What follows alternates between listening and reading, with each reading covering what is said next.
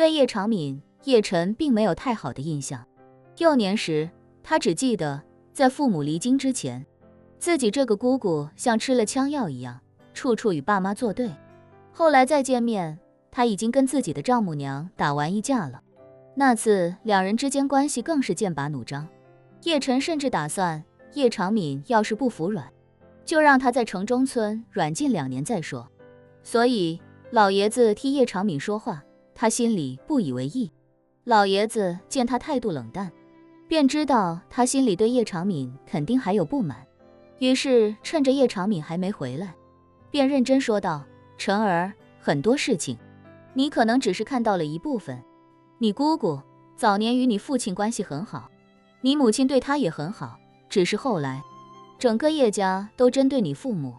我也没有替你父母做主。那个时候你姑姑为了自保，也确实跟你父母唱过反调。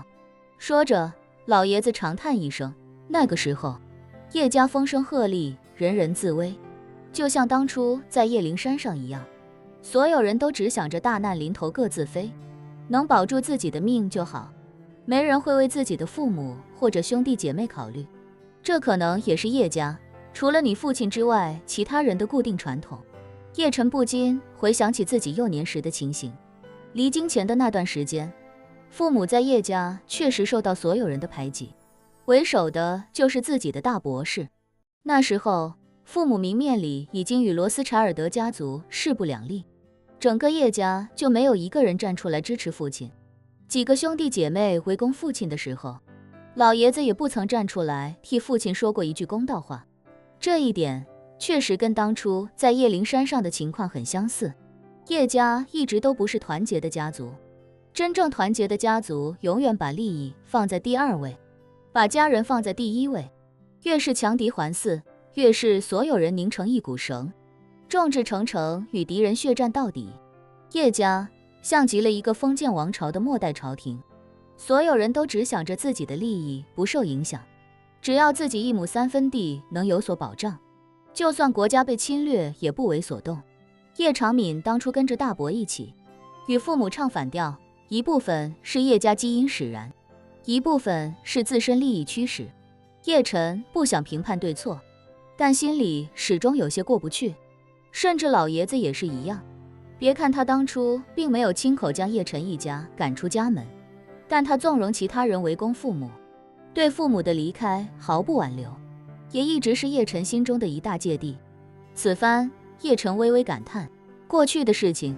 我不想评判对错了，若是真让我评价，那就是一个全员恶人的年代，没有一个好人。叶忠全多少有些尴尬，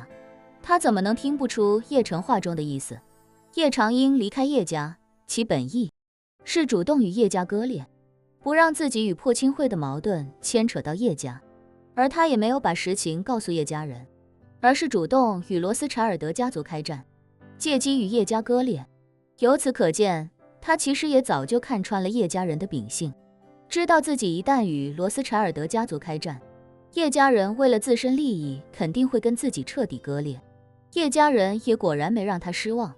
叶晨心中感叹，这件事情仔细想来很是讽刺。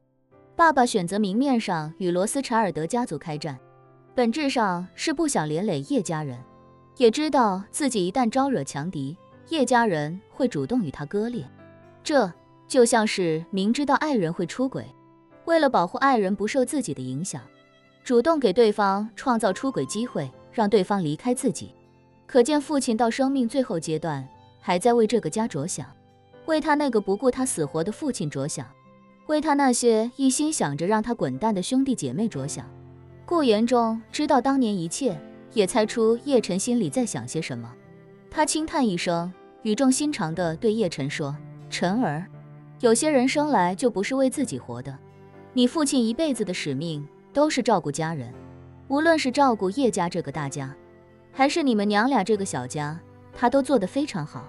叶晨轻轻点了点头，顾延忠的话他认可。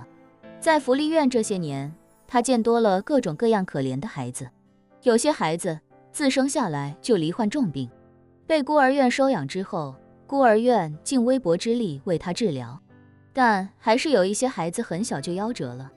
李阿姨就曾经泪流满面的跟他们这些孩子说，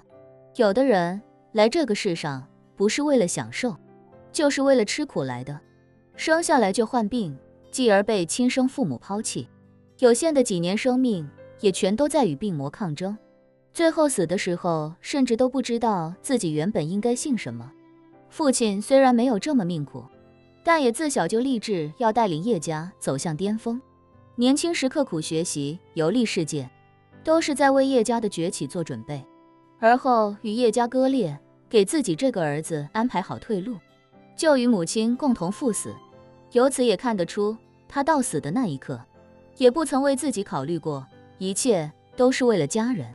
叶晨不禁想，如果父亲还活着，如今他会以什么样的心态面对叶家人？是和自己一样心怀芥蒂，还是继续跟以前那样不求回报的守护这个家族？叶晨觉得父亲大概率会选择后者，但自己还做不到。叶忠全也好，叶长民也罢，还有叶灵山上的叶长空、叶长云等等等等，自己可以做到不把他们从叶家驱逐出去，但做不到反过来去照顾他们，守护他们。